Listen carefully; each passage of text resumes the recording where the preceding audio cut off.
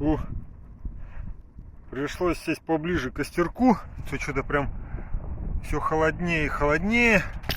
Солнце село.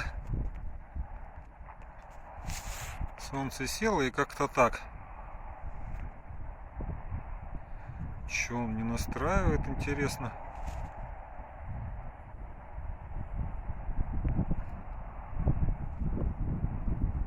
Надо же.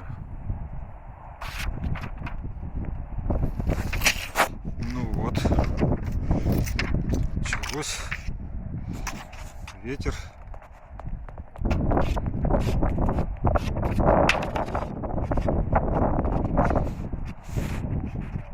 Вот как-то так.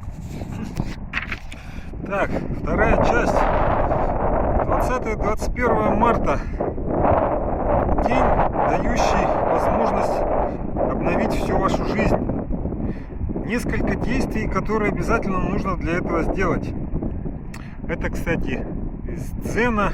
Канал называется «Не ванильное небо». 20 марта 25 года. Мощный день славянского Нового года. Что нужно делать, чтобы жалящий шершень не жалил? Это один из самых мощных дней в году. Один из самых волшебных и наполненных невероятной силой и возможностями. Ну а мы сейчас давайте поговорим про славянский Новый год. Что-то я уже дрожать начинаю. Ладно. 20 марта начнется, 25 года начнется новое лето, правителем которого будет жалящий шершень.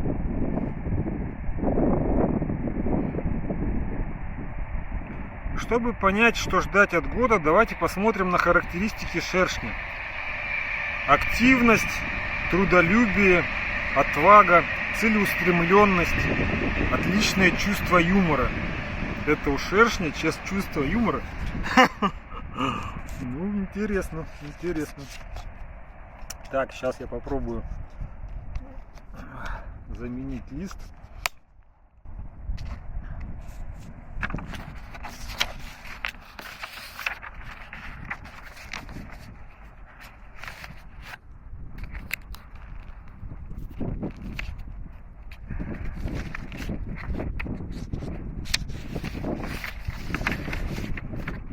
Ветрует, сделать факты.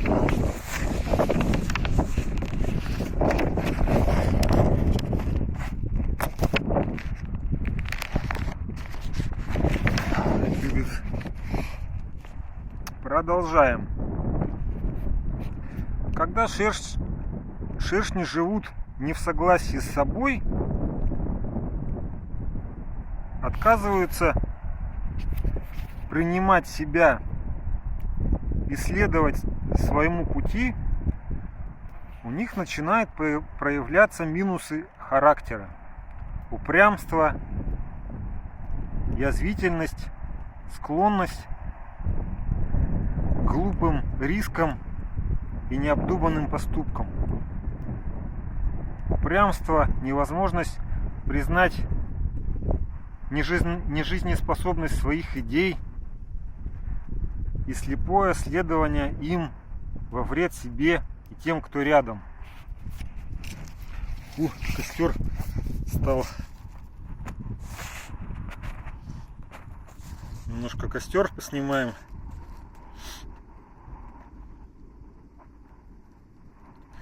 Чего ждать от года жалящего шершня? Что принесет этот год лично вам?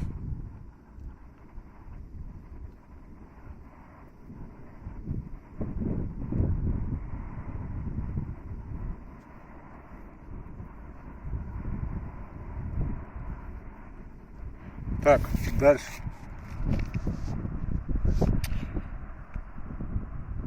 Так, что ждать от года жалящего шершня? Серьезных противостояний, излишней суеты, бешеной активности, возможностей для достижения своих целей, насыщенности яркости жизни, особой работоспособности, вплоть до трудоголизма, успехов в профессиональной сфере, но и большая вероятность физического и морального выгорания. Как видите, год полон как отрицательных, так и положительных моментов. Впрочем, как и вся наша жизнь.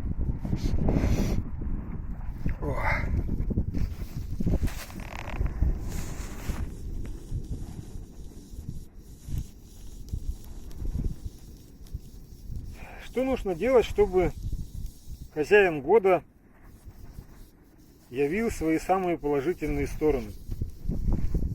Хозяин года, мы поняли, это шершень. Учиться находить общий язык с теми людьми, которых вы хотите видеть рядом с собой по жизни. Неважно, супруг ли это или коллега по работе. Если вам по какой-то причине ценны ваши отношения, избегайте конфликтов. Очень хорошее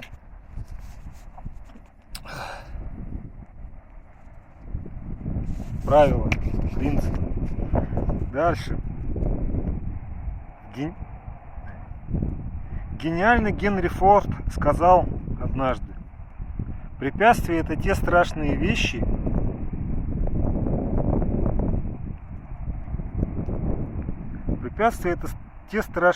которые появляются, когда вы отводите взгляд от своей цели.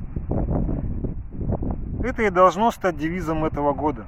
Концентрируйтесь на целях, а не на трудностях, на возможностях преодолеть, а не на причинах сдаться. Но не забывайте о близких и о собственном здоровье. Это те вещи, которые уходят без возврата. Научитесь соблюдать баланс между «хочу» и «надо», между отдохнуть и доделать во что бы то ни стало, между «я слабый, я сильный». Истина всегда посередине.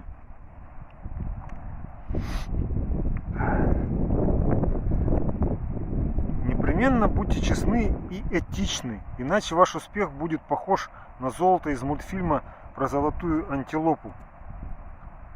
Проверяйте свои идеи на жизнеспособность. Реально смотрите на вещи. Не тратьте время и ресурсы на воздушные замки и битвы с мельницами.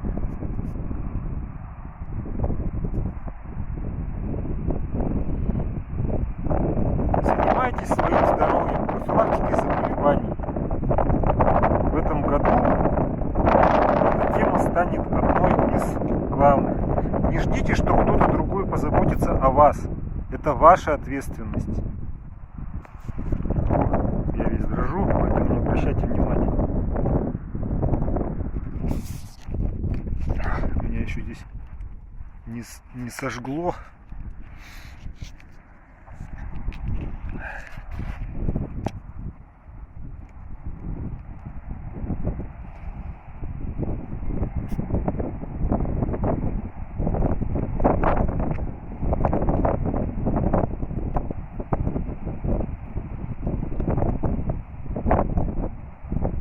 И ваша прерогатива. Этот год благоприятен для того,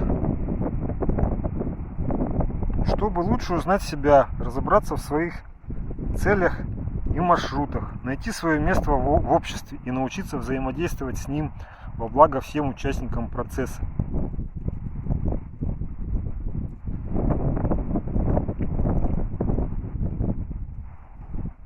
Не упускайте возможности, действуйте решительно. Победите свои страхи, сомнения и прокрастинацию. И тогда вы сможете победить всех конкурентов и тех, кто пытается сбить вас с пути. Будьте готовы отстаивать свои интересы и права, свои ценности, но только тогда, когда на них нападают, а не чтобы кому-то что-то доказать или утереть нос. Очень важно остаться самим собой, не предать себя, не предавать себя. Еще один важный навык, который сослужит вам добрую службу в этом году, это умение воспринимать любую трудность как вызов, который нужно принять и непременно победить. Уметь находить в проблемах возможности.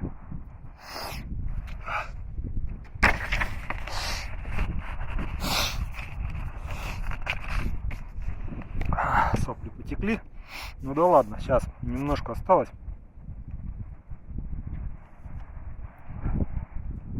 В неприятных ситуациях урок и опыт. В это золотое время,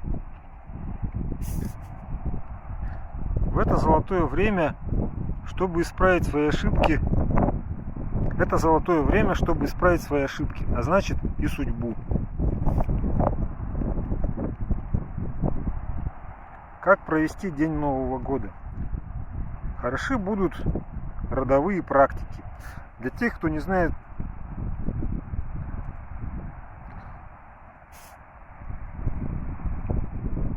в общем, там определенные практики, сублиминалы для работы с родом.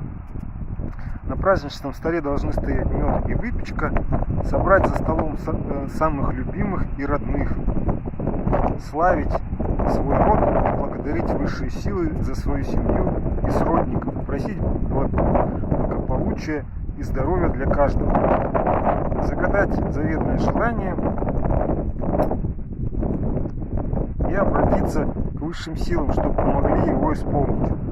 Наметить цели на год, составить план, график и расписать хотя бы по несколько шагов реализации по каждому пункту. Так, ну все. Я прямо уже как-то замерз. Реально. Даже экран уже не слушается, надо же.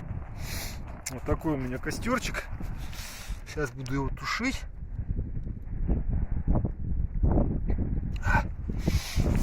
Вот так я встретил.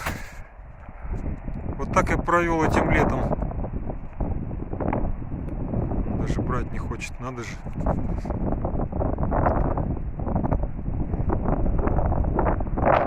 Красиво. Там такое небо интересное.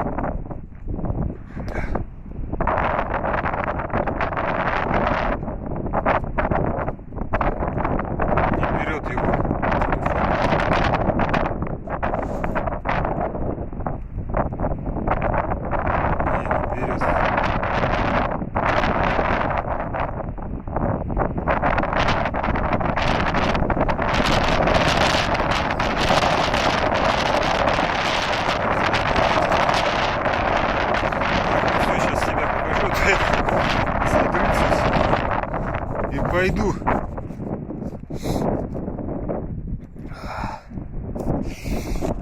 Это я.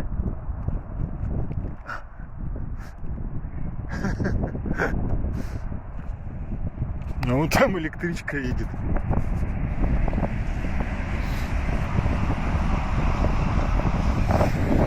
Фу, все. Еще немножко погреюсь и пойду.